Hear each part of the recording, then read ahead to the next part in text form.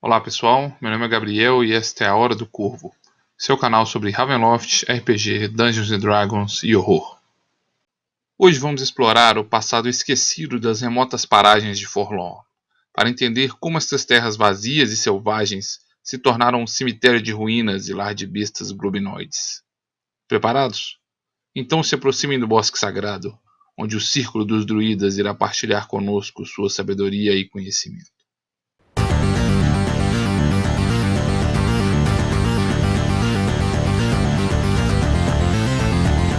Hour of Grave.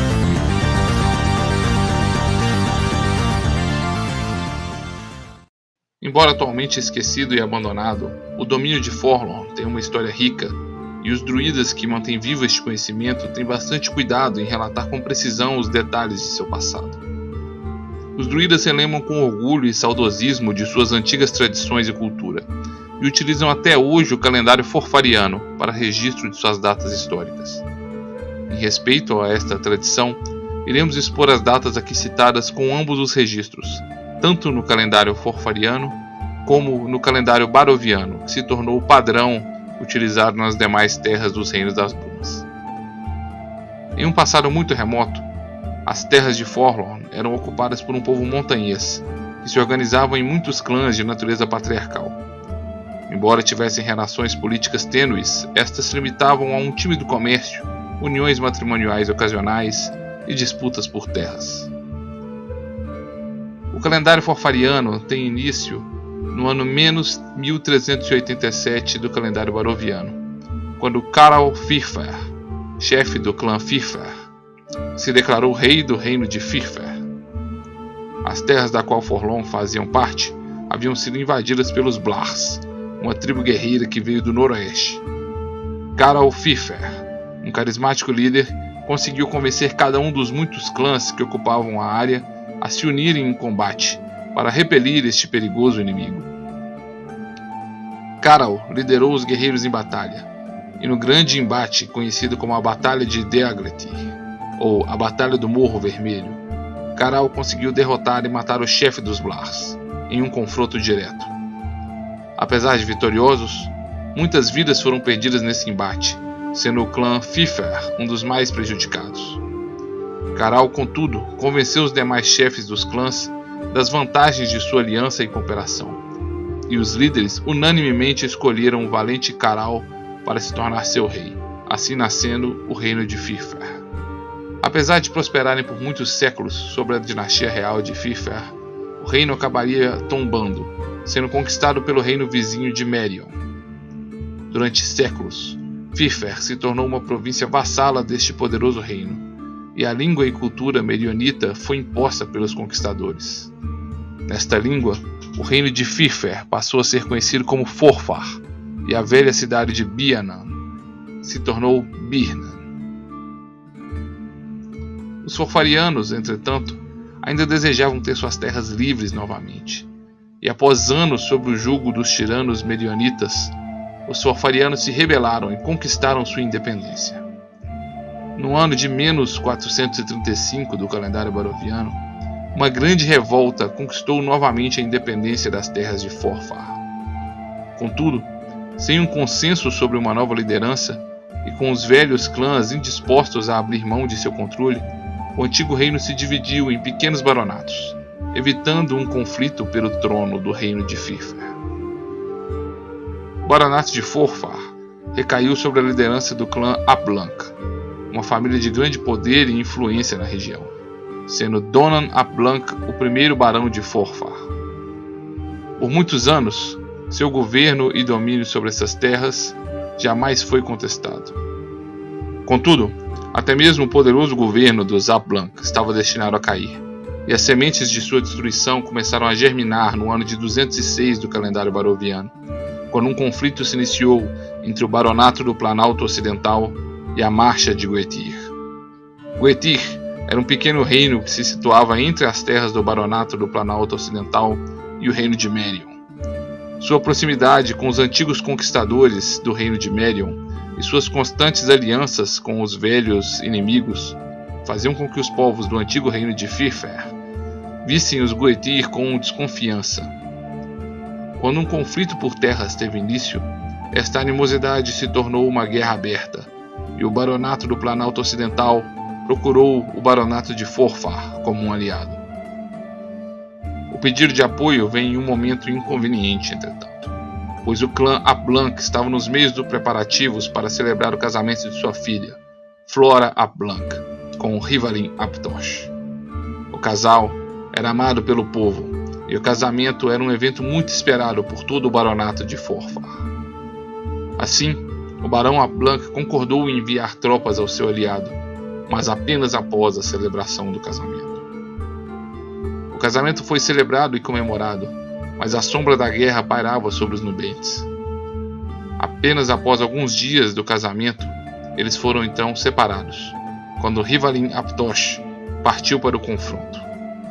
Durante o confronto, Rivalim ap Tosh provou seu valor e heroísmo ao liderar a batalha contra os Gothirians, quando ele conseguiu derrotar o Conde Dundugan, governante da Marcha de Gwythyr. Diante da morte de seu líder, as tropas de Gwythyr debandaram e começaram a fugir, mas os druidas que apoiavam as tropas de Forfar conjuraram uma terrível tempestade. De forma temerária, Rivalim ordenou que as tropas forfarianas perseguissem as tropas inimigas em fuga, mas a tempestade se mostrou uma lâmina de 2 gumes, e muitas das tropas aliadas se perderam ou foram mortos pela força da tempestade. Rivalim, que liderava as tropas, foi perdido na chuva manancial e não retornou ao acampamento. Após alguns dias, foi presumido como morto. Os vitoriosos voltaram para casa, trazendo uma vitória de gosto amargo, e Flora ap Blanc recusava-se a acreditar que seu marido havia perecido. Ela se agarrava de forma fervorosa à ideia de que ele um dia voltaria para casa. Quando rumores começaram a circular entre o povo do vilarejo de Birnan de que Rivalim fora visto vagando pela noite, em vestes rasgadas e ensanguentadas, e com um olhar enlouquecido, Flora viu suas esperanças se renovarem, e apesar dos protestos de sua família, passou a vagar pelas ruas à noite, procurando por seu marido. A família de Flora tentou dissuadi-la de tais escapadas, especialmente após descobrirem que Flora estava grávida e carregava um filho de Rivalim. Flora, entretanto, estava enlouquecida pela dor, e a esperança de ver o marido novamente a levou a escapar de seu confinamento, até que uma noite finalmente encontrou com Rivalim vagando pelas ruas da cidade. As lendas dizem que Rivalim retornara como uma criatura morta-viva, um vampiro. Ferido e abandonado no campo enlameado de batalha, sem um enterro digno ou alguém que cuidasse de sua alma, Rivalim se erguera dos mortos para beber o sangue dos vivos. Flora percebeu com horror que seu marido se tornara uma criatura morta-viva, mas foi vencida pela loucura e pelo amor que sentia por ele. Ela passou a se encontrar todas as noites com seu amado, que passou a se alimentar do sangue de sua esposa grávida. A fome de Rivalim não era facilmente saciada pelo pouco sangue que retirava de Flora, e logo outras vítimas começaram a aparecer na cidade, com seus corpos drenados de sangue. Enfurecidos, os vilarejos organizaram um grupo de caçadores para encontrar Rivalim, que se escondia em um bosque nas proximidades de Birnan. Flora, enlouquecida, pediu a seu pai que intercedesse, mas o barão de Forfar, descobrindo a loucura de sua filha, se negou a ajudar. Rivalim foi encontrado em seu sono diurno e destruído, e os caçadores voltaram em alguns dias com o corpo decapitado do vampiro. Flora, entristecida, se lançou sobre os restos mortais em pranto e veneração, e os vilarejos começaram a pensar se ela não haveria sido totalmente corrompida pelo mal, carregando uma criança contaminada pelo sangue vampírico. O barão de Forfar intercedeu a favor de sua filha, afugentando a população raivosa e defendendo a vida da criança ainda não nascida. No ano de 207 do calendário baroviano, a criança finalmente nasceu e foi chamada de Tristan. A população decidiu que já era hora de Flora pagar pelos seus crimes. Uma turba furiosa invadiu o salão dos ap Blanc, mas Flora fugiu com sua criança e correu pelas matas até alcançar um bosque sagrado, onde encontrou Rual, uma druida. Em desespero, Flora entregou sua criança para Rual, implorando que ela protegesse a mesma da turba que vinha em seu encalço. Quando a população enfurecida finalmente encontrou Flora, ela foi acusada de ser uma bruxa e linchada pela população. Flora, percebendo o destino vil que a esperava, lançou sobre o povo de Forlon severas maldições e foi por fim enforcada em um antigo carvalho. Sobre as promessas dos druidas de que eles lidariam com a criança, a fúria da turba foi finalmente apaziguada e eles retornaram para seus lares. As maldições de Flora levaram anos para se concretizar, mas no ano de 222 do calendário baroviano, o corpo da druida Rual foi encontrado dilacerado aos pés do velho carvalho onde Flora fora enforcada. Muitos acreditavam que o fantasma de Flora havia voltado para vingar sua morte, e os próprios druidas abandonaram o bosque sagrado, afirmando que uma presença sinistra agora residia ali. Com a saída dos druidas, o mal que habitava aquele lugar apenas cresceu, e rumores diziam que o bosque passou a ser a morada de fantasmas e lobos anormalmente grandes. Em 231 do calendário baroviano, um grande incêndio queimou o bosque sagrado, ardendo por horas a fio. Quando as chamas finalmente abaixaram, todas as árvores agora eram cinzas, à exceção do velho carvalho de Flora, que parecia intocado. Após o incêndio, os lobos que habitavam Forfar se tornaram agressivos e ousados, e passaram a atacar abertamente o gado e as pessoas que encontravam em seu caminho. Grupos de extermínio e caça dessas bestas foram montados, mas seus números não pareciam diminuir, e muitos alegavam que até mesmo lobos mortos se erguiam para continuar sua caçada interminável como criaturas mortas-vivas.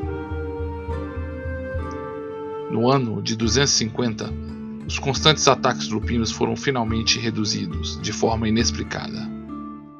Neste mesmo ano, entretanto, o barão Keegan ap Blanc e a baronesa Eileen ap Blanc, pais de Flora, morreram de causas inexplicadas, com apenas poucos dias de diferença. Na ausência de uma doença ou causa de morte evidente, rumores voltavam a sugerir a vingança do fantasma de Flora e suas terríveis maldições. Sem herdeiros, o governo do baronato de Forfar repassou para o clã Apfithel, que passou ao governo com promessas de esforços para livrar Forfar da influência maligna que a assolava. Contudo, os ap Blancs ainda não haviam sido totalmente eliminados da história. No ano de 422 do calendário baroviano, um primo distante dos ap Blanc chegou do baronato do Planalto Ocidental para aclamar a herança e terras da família ap Blanc.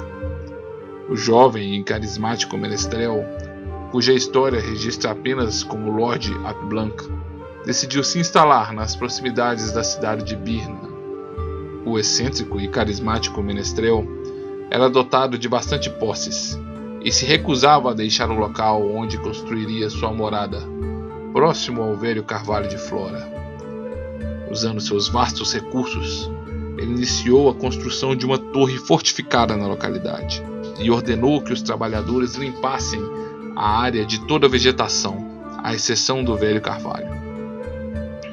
A construção foi marcada por estranhos acidentes, mas foi finalmente concluída, e Lord ap Blanc começou a receber visitas em sua corte. O carismático e misterioso Lorde, que jamais deixava suas terras e se recolhia para repouso ao anoitecer, chamou a atenção de muitas damas da sociedade forfariana, mas acabou se apaixonando por Isolde ap Vey, uma bela jovem devotada à fé de Diancent, com quem se casou no ano de 426 do calendário baroviano. Da união deste casamento nasceram 3 filhos, e também os conflitos entre o casal, já que Lord ap Blanc recusava ver seus filhos educados na fé de sua mãe. A tragédia se abateu sobre a torre dos ap Blanc, quando em 439 do calendário baroviano, o filho mais novo do casal, Gideon, de apenas 12 anos, foi tragicamente devorado por lobos.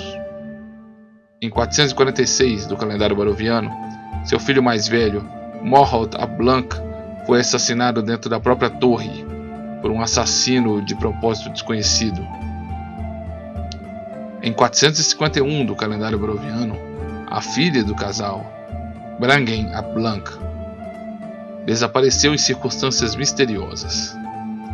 Após tantas tragédias, a senhora Isolde cometeu suicídio, se lançando da torre no ano de 452. Nos anos que se seguiram, Lord ap Blanc continuou a viver sozinho em sua torre, abandonado por todos os serviçais que acreditavam que o local era amaldiçoado e assombrado. Após 463 do calendário baroviano, o próprio Lord ap Blanc não foi mais visto, e muitos conjecturam que ele teria se suicidado ou abandonado sua torre.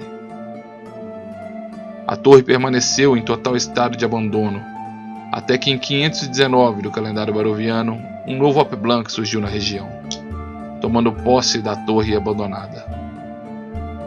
Marc ap Blanc se declarou como bisneto de Lord ap Blanc, alegando que sua avó era Brangen ap Blanc, a filha que havia desaparecido da torre no ano de 451.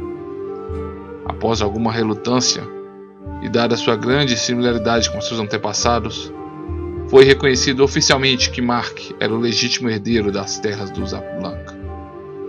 Marc começou rapidamente um ambicioso projeto de construção de muralhas e ampliação da antiga torre, bem como um novo desmatamento das árvores que cresceram em seus arredores. Dono de uma grande riqueza, ele começou a contratar um grande número de mercenários para atuar em seu nome. O clã Apfittel ordenou que Marc cessasse a fortificação de sua fortaleza e chegou a enviar soldados para impedir a construção, mas eles foram massacrados, dando início a um confronto com o clã rival. O clã Apfittel, entretanto, também tinha de lidar com um crescente número de monstruosidades e aberrações que agora pareciam infestar o baronato de Forfar, como se as próprias terras estivessem sendo corrompidas pelo mal. Apesar dos conflitos, a construção de Marc ap Blanc foi concluída em 522 do calendário baroviano, e as torres dos ap Blanc agora foi rebatizada como Castelo ap Blanc. Marc ap Blanc aumentou suas forças e soldados, até que em 533 ele desafiou abertamente o clã Apfittel pelo título de Barão de Forfar, e uma sangrenta guerra civil teve início. No ano de 543, após uma década de batalha, ocorreu um dos episódios mais sangrentos da história de Forlorn, quando o salão dos Apfittel foi cercado e capturado pelas forças de Marc ap Blanc. Naquela oportunidade, ele trancou as portas dos salões e ateou fogo ao mesmo, matando queimados 23 membros do clã Apfittel, dentre eles mulheres, idosos e crianças. Em 546, o povo de Birnam assinou sua rendição ao Lord Marc ap Blanc, reconhecendo o mesmo como Barão de Forfar. Contudo, Marc ap Blanc não se deu por satisfeito e continuou sua caçada sangrenta aos Apfittel, que apenas encerrou em 547, quando Tristan capturou e ordenou a tortura e execução do último membro daquele clã, o paladino Andrew Apfittel. Esse trágico evento marcou o fim da Guerra Civil, mas também a passagem do baronato de Forfar para a Terra das Brumas, naquele que ficou conhecido como o Dia das Aflições. A terra do baronato de Forfar tremeu quando foi envolta pelas brumas, e muitos deslizamentos de terra e desabamento ocorreram, dando origem ao grande lago conhecido como o Lago das Lágrimas Vermelhas, aos pés do Castelo ap Blanc. Mas o mais trágico efeito desta passagem pelas brumas foi a horrenda transformação de quase todos os habitantes de Forfar em horrendas criaturas humanoides de aspecto bestial, chamadas de goblins. Apenas uma pequena parcela da população permaneceu imune a tais efeitos, e os druidas acreditam que apenas aqueles de cabelos ruivos, que ainda mantinham em seu sangue a herança faérica do bom povo, escaparam ilesos. As terras do Balanato de Forfar agora estavam isoladas em brumas, tendo como único reino vizinho a noroeste as terras da Baróvia. Alguns dos sobreviventes do Dia da Aflição para lá fugiram, buscando refúgio dos horrores que agora habitavam estas terras. E alguns bravos druidas e nativos ainda permanecem para lutar contra as forças das trevas. Foram os barovianos, após explorarem este reino abandonado e destruído, repleto de bestas selvagens, que batizaram estas terras de Forlorn, uma terra desolada e sem esperança. Nenhuma notícia se teve de Mar Capblanc e sua conquista vazia, e o antigo castelo Capblanc foi batizado pelos exploradores barovianos de Castelo Tristenoira. Atualmente, a construção parece abandonada, mas indícios apontam que alguém construiu um adendo e uma rampa de acesso ao castelo. Os druidas acreditam que este castelo é o centro maligno da corrupção de Forlorn, e que tal mal é comandado pelo fantasma do Castelo Tristenoira, a quem eles chamam em sua língua de Solaida. As grotescas e perigosas criaturas conhecidas como goblins agora infestam esse domínio, assim como os enormes lobos que os acompanham, e prosseguem com uma grande campanha de desmatamento das terras de Forlorn. Os círculos druídicos que ainda lutam por essas terras têm confrontado essas criaturas, que elas acreditam estar a serviço do Senhor Sombrio destas terras. No ano de 735 do calendário baroviano, um poderoso grupo de aventureiros chegou a Forlorn, vindo de Gundarak, e tentou se infiltrar no castelo Tristenoira, mas foi destruído pelas forças que lá habitam. Apenas 2 aventureiros sobreviveram a essa terrível noite no castelo, e escaparam de lá enlouquecidos, mas levando consigo uma insana prisioneira que haviam resgatado dos calabouços do castelo. Por fim, recentemente no ano de 750 do calendário baroviano, os próprios druidas, sob a liderança de Shillag, tentaram atacar o castelo Tristenoira, mas falharam miseravelmente em sua pretensão. Nessa terra devastada por conflitos e atrocidades, o próprio solo parece ter se banhado no sangue das incontáveis vítimas de seu passado terrível. Contudo, até mesmo o conhecimento dos druidas possui um limite, e será necessário explorar estas misteriosas paragens, caso queiramos descobrir mais sobre os segredos e mistérios dessa terra desolada. Ainda pretendem me seguir nesta perigosa jornada? Pois então, inscrevam-se nesse canal e ativem as notificações. E juntem-se a mim nesta expedição, enquanto exploraremos os cantos mais sombrios de seus bosques e montanhas, e desvendaremos os segredos que guardam suas ruínas abandonadas.